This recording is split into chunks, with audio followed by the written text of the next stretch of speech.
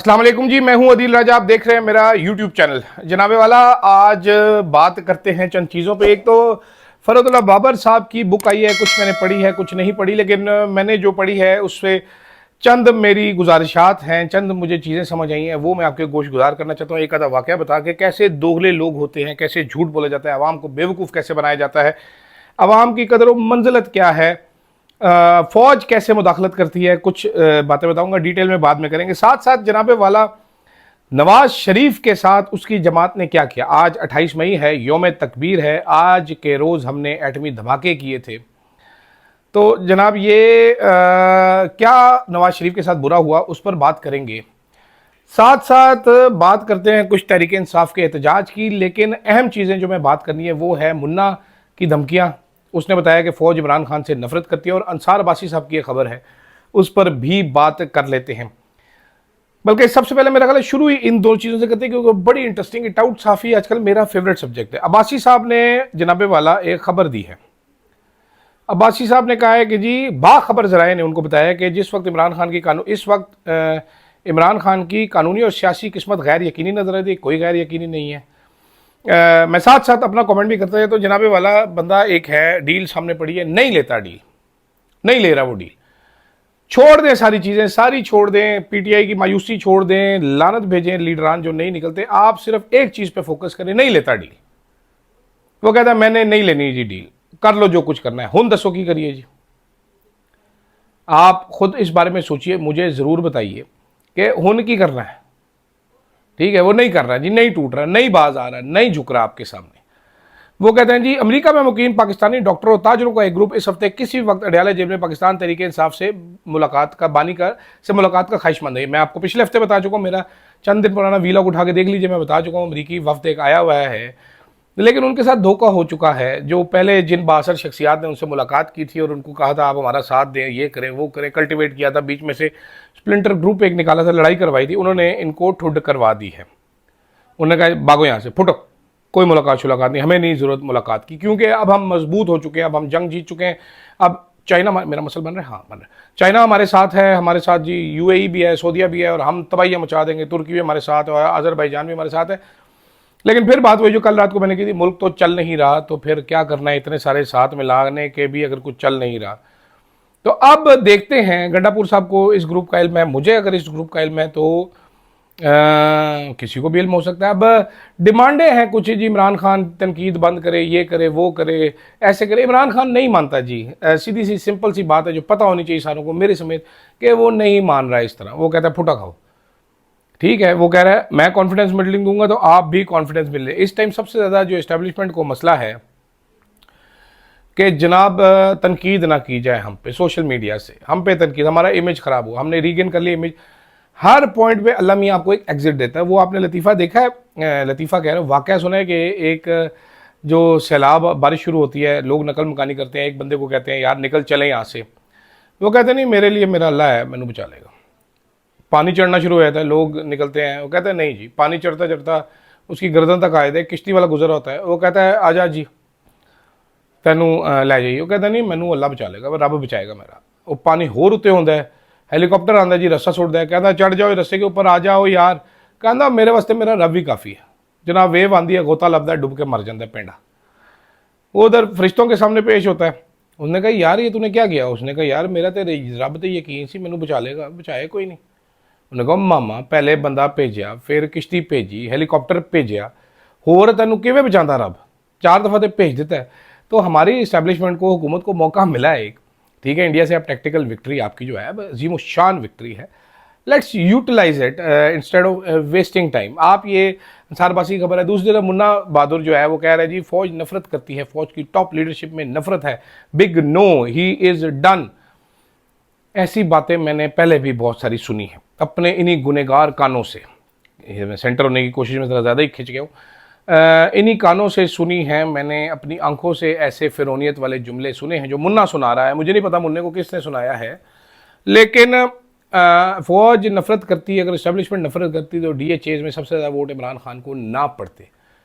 ये सिमट के जंग अब सबको समझ आ चुकी है कि जंग किधर फंसी हुई है। ईगो का इशू बना हुआ है मेनली, और कोई इशू नहीं रह गया इसमें, ये ईगो का इशू है। अवाम नहीं हट रही। जो मुन्ने ने ये भी बताया कि इमरान खान का वोट बैंक ख़त्म हो चुका है चंद दिन पहले, तो मुन्ना साहब का मुझे समझ नहीं आया कि इमरान खान का वोट बैंक कैसे टेस्ट हुआ है। बाई इलेक्शन में आपने चोरी कर लेना है समड़ियाल का, सबको पता है, कोई इंटरेस्ट नहीं है लोगों का।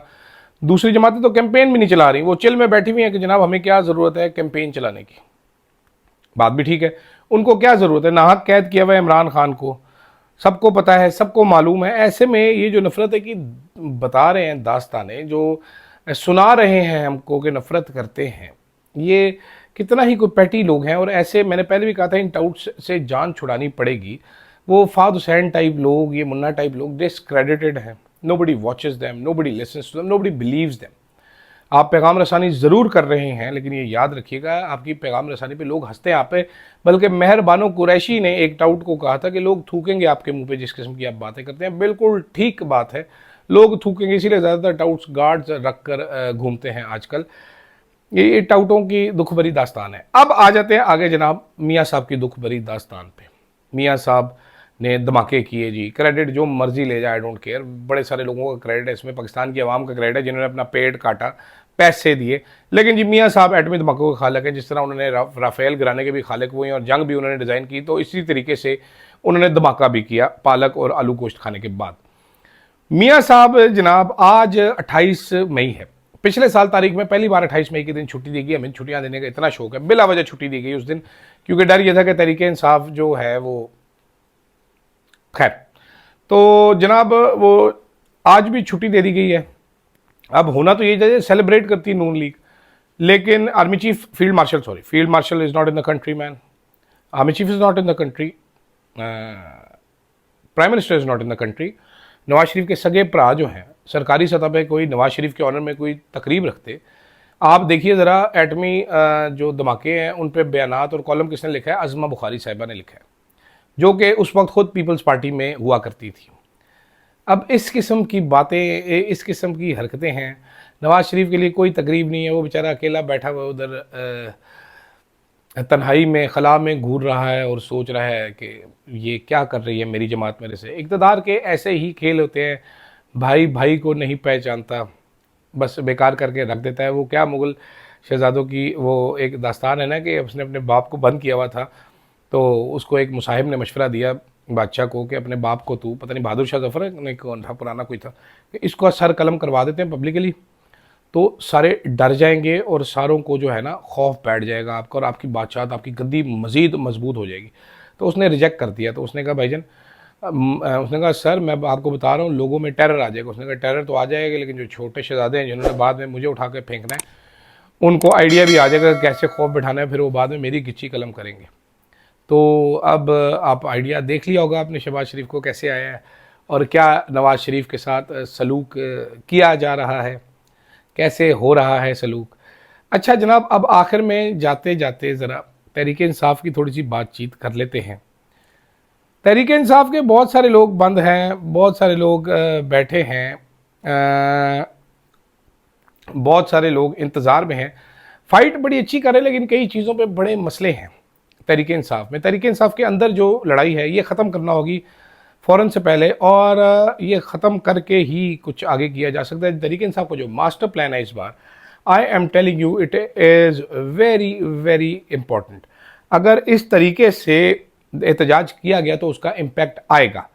सेकंड चीज़, मैं इस बात को मानता हूँ, क्योंकि मैं जैसे इस बात को मानता हूँ कि पिछली बार जब एहतजाज शुरू हुआ तो अली अमीन गंडापुर और पार्टी के लोग आहिस्ता आहिस्ता 7 दिन के अंदर इस्लामाबाद पहुंचना चाहते थे। बुशरा बीबी ने रोला डाल के जल्दी पहुंची, लड़ाइयाँ झगड़े किए, वो उन्होंने एक स्यापा डाल दिया बीच में। अब आपको उसकी विजडम समझ आती है। कंटेनर हर शहर में लगे हुए थे, हर शहर बंद था। तहरीक इंसाफ वालों को कोई डी चौक आने की ज़रूरत नहीं थी, इधर उधर घूमते फिरते रहते, पार्टी करते, अपनी मौजें मारते, सुबह आते शाम को चले जाते, दोबारा आते, ये सोमनाथ के मंदिर पे 17 हमले करते।